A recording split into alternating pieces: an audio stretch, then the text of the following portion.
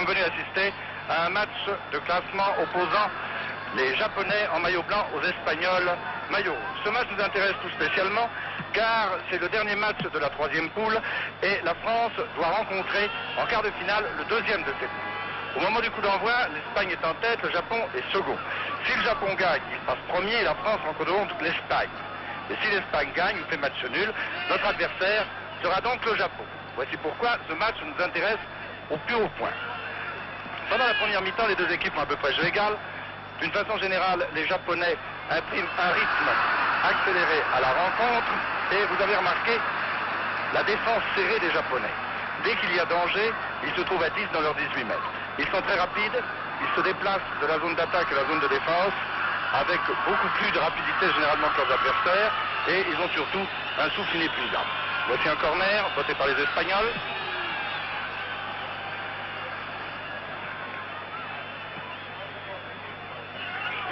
Les Espagnols font un peu de dentelle. Les Japonais pratiquent un marquage très serré. Ils ne connaissent pratiquement pas la défense de zone, c'est le marquage individuel.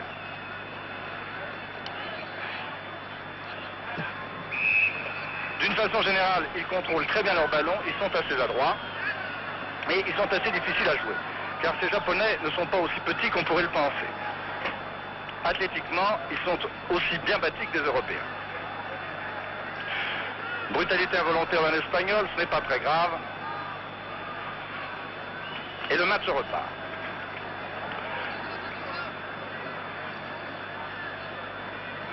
Ce match suscitait un intérêt modéré chez les amateurs de football mexicains, car après tout, le Mexique n'est pas directement concerné.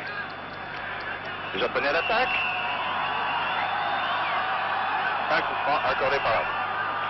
L'arbitre est un Péruvien qui s'appelle Erwin Iger, c'est-à-dire qu'il est de naissance autrichienne et parle à peine l'espagnol.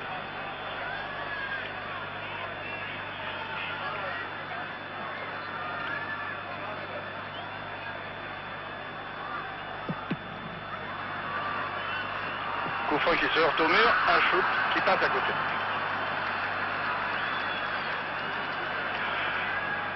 Pendant toute cette première mi-temps, rien de bien marquant ne se produit. Les deux équipes dominent tour à tour. Les défenses se montrent supérieures aux attaques. Les Espagnols sont peut-être parfois un peu secs dans leur tackling. On ne peut pas dire qu'une équipe domine l'autre.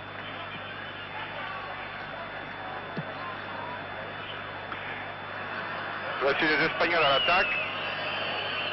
Et immédiatement, vous allez voir tous les Japonais qui vont se replier en défense. Tous au bénéfice du Japon.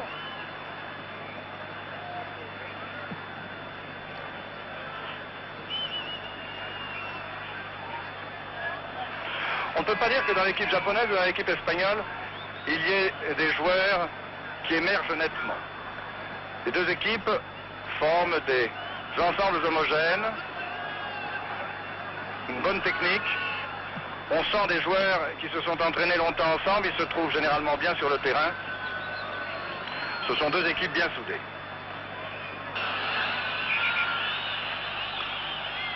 Encore un coup de sifflet de l'arbitre, un coup franc rapidement joué.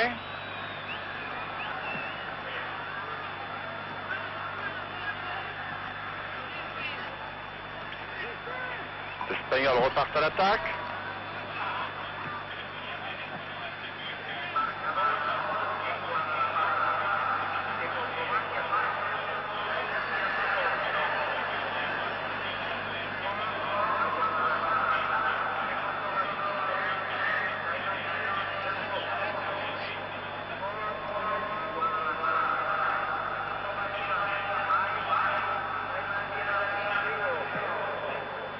Et toute l'équipe japonaise est en défense, à l'exception d'un seul avant en pointe.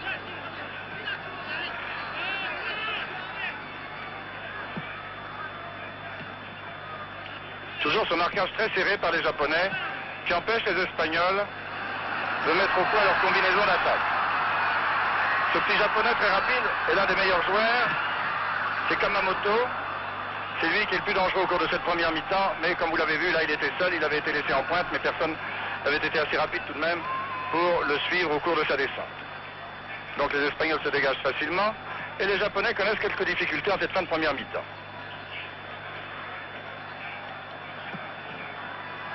Le goal par contre, Yamaguchi nous fait une grande impression, il est toujours bien placé et il a l'air d'être très sûr de lui.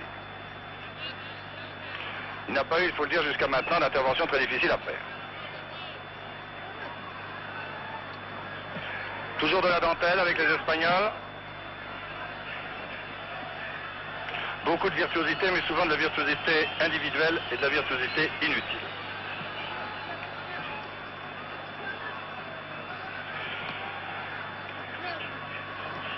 Et les Japonais, toujours très rapides, excellent dribbleur, la balle collée au pied.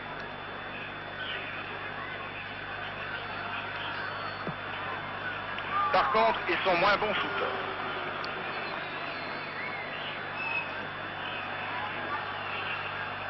Coup franc, qui va être botté par Ogi pour le Japon. Mauvaise sortie du gardien de but espagnol. Heureusement pour les Espagnols, aucun Japonais n'était là pour reprendre. Dégagement facile de la défense espagnole. Contre-attaque espagnole, mais interceptée par les Japonais. Et un shoot qui aurait pu être dangereux. Bonne parade du gardien espagnol, Mendieta Okamika.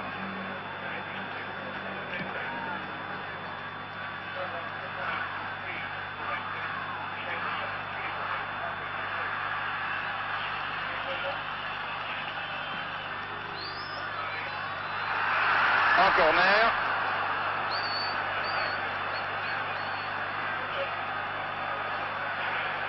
Watanabe, le numéro 13, Kamamoto, le numéro 15, et Miyamoto, le numéro 12, sont indiscutablement les trois meilleurs attaquants du Japon. Ils s'entendent merveilleusement bien, ils tourbillonnent très bien, et plusieurs fois, ils jettent la panique dans la défense espagnole.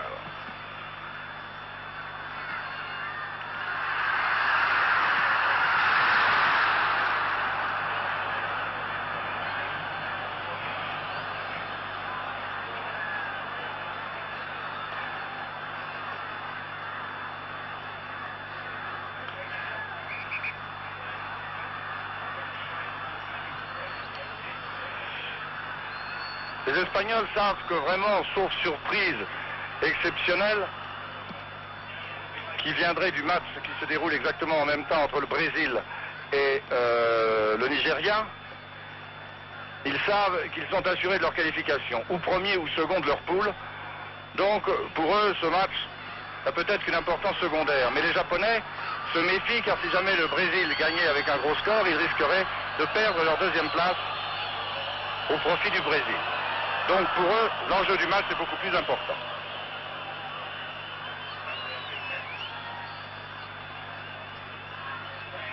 Encore un coup franc. Cette fois-ci au bénéfice des Espagnols.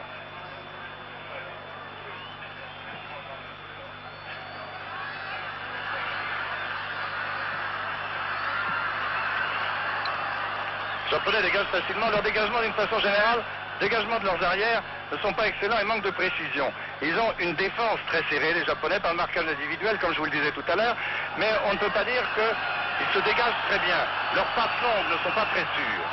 Ils sont bien meilleurs dans les petits dribbles courts et dans les passes courtes.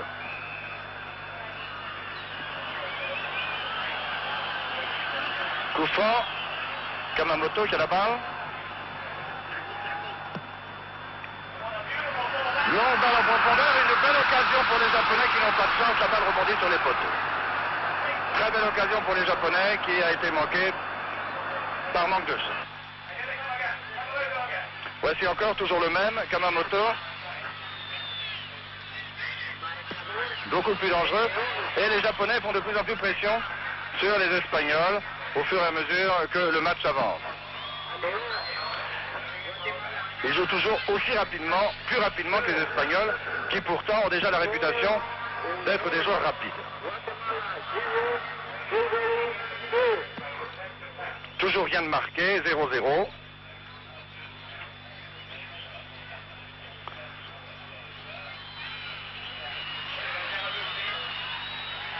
Et les Japonais qui repartent.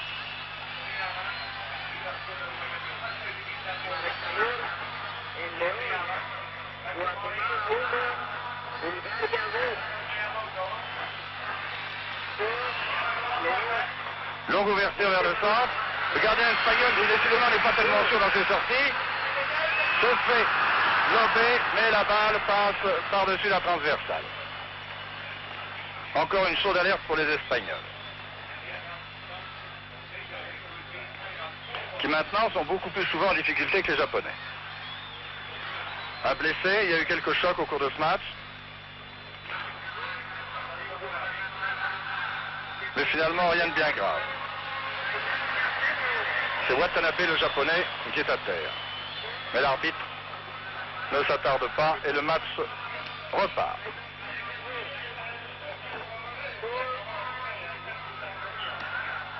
Vous avez vu la rapidité d'intervention des Japonais.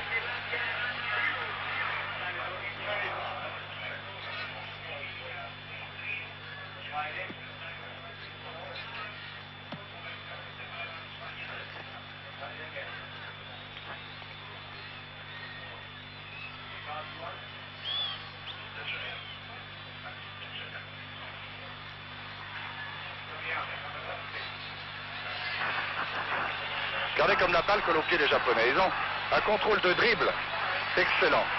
Shoot de loin, encore envoyé par le poteau. Les Japonais dominent maintenant, indiscutablement. Les Espagnols sont fatigués par le rythme de ce match. Et vraiment, ce sera pour le Japonais le match des occasions perdues. Car ils ont shooté à 6 reprises sur les poteaux espagnols. Rarement j'ai vu une chose pareille, une telle malchance dans un match international. Donc les Japonais seront les adversaires de la France, car finalement aucune des deux équipes ne parviendra à marquer un but. Les Japonais seront les adversaires de la France et, réflexion faite, j'aurais nettement préféré que ce soit les Espagnols. Car ces Japonais seront beaucoup plus difficiles à jouer qu'on aurait pu le croire. Ils sont rapides, ils ont un souffle inépuisable, ils ont une bonne entente d'équipe, ce sont des bons dribbleurs et ils font penser un peu aux Coréens du Nord que nous avions connus au moment de la Coupe du Monde de football. Finalement donc Espagne 0, Japon 0, le Japon adversaire de la France.